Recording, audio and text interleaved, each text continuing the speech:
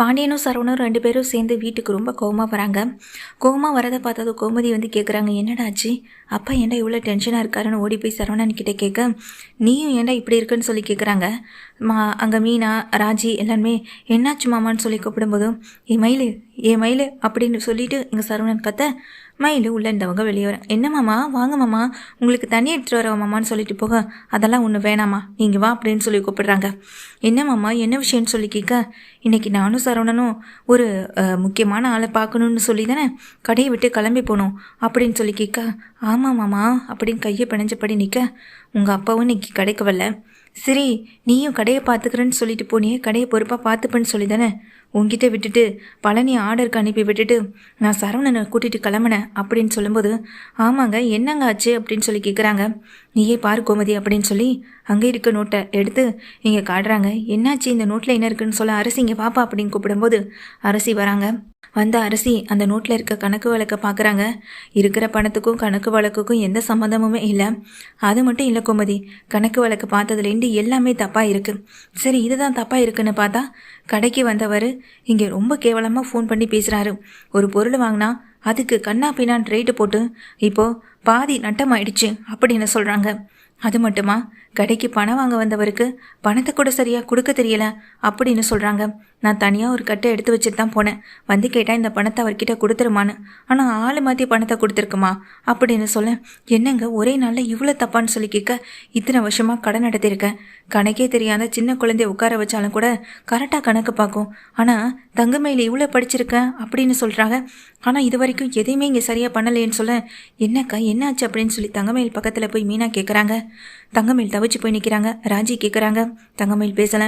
இங்கே சரவணனும் பார்க்குறாங்க, கணக்கு வழக்கு எல்லாமே தப்பாக இருக்க, நீ எப்படியே நீ இதெல்லாம் தப்பாக பண்ணீங்க, சரி ஒரு தப்புனாலும் பிரச்சனை இல்லை, நீ வந்தவங்க கிட்ட பணத்தை கொடுத்ததுலேருந்து பொருட்கள் கொடுத்ததுலேருந்து எல்லாமே தப்பாக பண்ணியிருக்கீங்க, என்ன ஆச்சு உங்களுக்கு இன்னைக்கு அப்படின்னு அரசி கேட்க, அவளுக்கு ஒன்றும் ஆகலைப்பா, அவள் கரெக்டாக தான் இருக்கா அப்படின்னு சொல்ல, என்னென்ன சொல்கிறேன், அண்ணி படிச்சிருக்கிறது MA வரையும் படிச்சிருக்காங்க, இது கூடவா அவங்களுக்கு சரியாக செய்ய தெரியாது, எப்போதும் போல தான் இருக்காங்கன்னு சொல்கிறேன் அப்படின்னு எங்கள் அரசி சரவணனை பார்த்து கேட்க, உண்மையை தானே சொல்கிறேன், +2 முடித்தவங்களுக்கு ஏன் இந்த காலத்தில் +2 முடித்தவங்க கூட நல்லா தான் கணக்கு போடுவாங்க, ஆனால் +2 முடித்து எத்தனை வருஷம் ஆகுது, இப்போ வரைக்கும் கணக்கு வழக்கு சரியாக வரல, உண்மையிலேயே இவ +2 தான் முடிச்சிருக்காளான்னு சந்தேகமாக வருதுன்னு சொல்ல, அண்ணன் என்னென்ன பேசுகிறேன், அண்ணி MA முடிச்சிருக்காங்க அப்படின்னு அரசி சொல்ல, அதெல்லாம் நீங்கள் எல்லாரும் சேர்ந்து நம்பிக்கிட்டு இருக்க ஒரு விஷயம், இவன் நீங்கள் எல்லாரும் நினச்சிட்டு இருக்க மாதிரி MA முடிக்கலை, +2 வரைக்கும் தான் படிச்சிருக்கா அப்படின்னு சொல்லிடுறாங்க சரவணன்.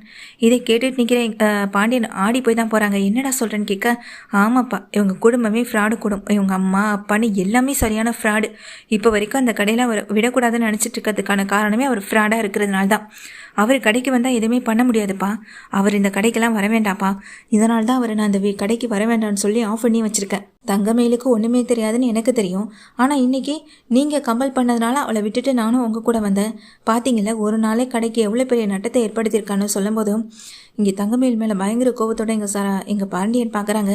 கோமதியும் பார்க்குறாங்க, ஏண்டி இவ்வளோ பெரிய பொய்யை சொல்லி இந்த வீட்டுக்கு நீ மருமகளை ஆயே ஆகணுமான்னு சொல்லும்போது, அத்தை நான் எதையுமே பண்ணலத்த, அம்மா அப்பா தான் அப்படின்னு சொல்லும்போது, உங்கள் அம்மா அப்பா தான் இந்த மாதிரி செஞ்சாங்கன்னா உனக்கு எங்கடி புனிச்சு அறிவுன்னு சொல்லி கேட்க, என்னக்கா ஒரு பொய்ன்னு பார்த்தா இன்னொரு பொய் வேற இருக்குது, இன்னும் எத்தனை பொய் இருக்குன்னு தெரியலேன்னு எங்கள் ராஜி மீனா பார்த்து சொல்ல, எனக்கும் அதான் ராஜி ரொம்ப அதிர்ச்சியாகவும் ஆச்சரியமாகவும் இருக்குது, வேலையை பற்றி பேசும்போதெல்லாம் இவங்க எதுக்கு பயந்தாங்கன்னு இப்போ தானே தெரியுது அப்படின்னு சொல்ல, உடனே சுகன்யா சொல்கிறாங்க, அதுக்கு தான் நான் அப்போவே சொன்னேன் நானாவது கடைக்கு வரேன்னு, ஆனால் இவங்க தான் வேண்டான்னு சொல்லி என்னை வீட்டிலே இருக்க வச்சுட்டாங்கன்னு சொல்லும்போது, இனிமேல் யாரும் கடை பக்கம் போக வேண்டாம், அவரே பார்த்துப்பார், டேய் சரவணா நீயே பழனி இவர் 3 பேர் மட்டும் பார்த்தா போதும், இனி யாரும் அந்த கடைக்கு வரவும் வேண்டாம், அப்படியே வந்தாலும் அவங்கள யாரும் நீங்கள் அனுமதிக்கவும் வேண்டான்னு இங்கே கோமதி சொல்லிடுறாங்க. என்ன தாச்சு என்னன்னு சம்மந்தி வீட்டுக்காரங்க இப்படி திடுதுப்புன்னு சொல்லிவிட்டியேன்னு சுகன்யா சொல்ல, சம்மந்தியாக இருந்தாலும் அதுக்குன்னு ஒரு அளவு வேணாமா, பொய் சொன்னால் அதை ஏற்றுக்கிட்டு நாங்கள் மன்னிச்சு விட்டுருவோன்னு நினப்பா, அதெல்லாம் இனிமேல் செல்லாது அப்படின்னு சொல்லிடுறாங்க கோமதியும்.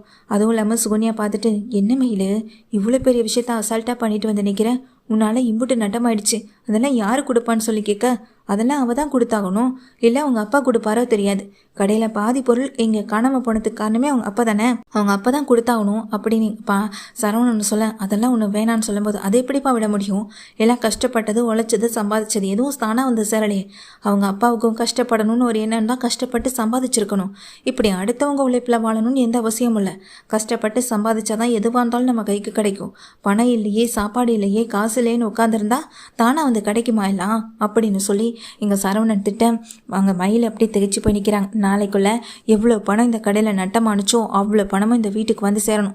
அப்படி இல்லைனா நீ உன் வீட்டுக்கு போக வேண்டியது இருக்குன்னு சரவணன் மிரட்டிட்டு போக இங்கே ஆடி போய் நிற்கிறாங்க. தங்கமயிலும் படிப்பு இல்லை வசதி இல்லைன்ற ஒரு காரணத்துக்காக இந்த வீட்டில் எல்லாரும் நம்மளை அவமானப்படுத்துகிறாங்களே நினச்சிட்டு இருக்க நேரத்தில் அங்கே பக்கத்தில் ராஜி மீனா வராங்க. என்னக்கா இதெல்லாம் எங்ககிட்டாவது ஒரு வார்த்தை முதலே சொல்லியிருக்கலாம்னு சொல்ல, இல்லை ராஜி அது வந்து அப்படின்னு அழுதப்படி நிற்க, அக்கா இவங்க பேசிட்டு போனதில் தப்பே கிடையாது. கஷ்டப்பட்டாதாக்கா எதுவுமே கிடைக்கும். கஷ்டப்படாமல் எதுவுமே நம்ம கைக்கு வந்து சேர போகிறது கிடையாது. உங்கள் அம்மா அப்பாவா யாராக இருந்தாலும் உழைக்கணும். உழைச்சாதானே எதுவுமே நம்ம கைக்கு வந்து நிற்கும். நீங்கள் படிக்கலைன்றது பெரிய விஷயம் கிடையாது. ஆனால் அதை ஏமாத்திட்டீங்கன்றது தான் இவங்களுக்கு பெரிய வருத்தத்தை கொடுக்குது. அதை தான் அவங்க அப்படி காட்டிட்டு போகவும் செய்கிறாங்கன்னு மீனாவும் ராஜியும் தங்க பங்குக்கு பேசிட்டு போகவும் செய்கிறாங்க.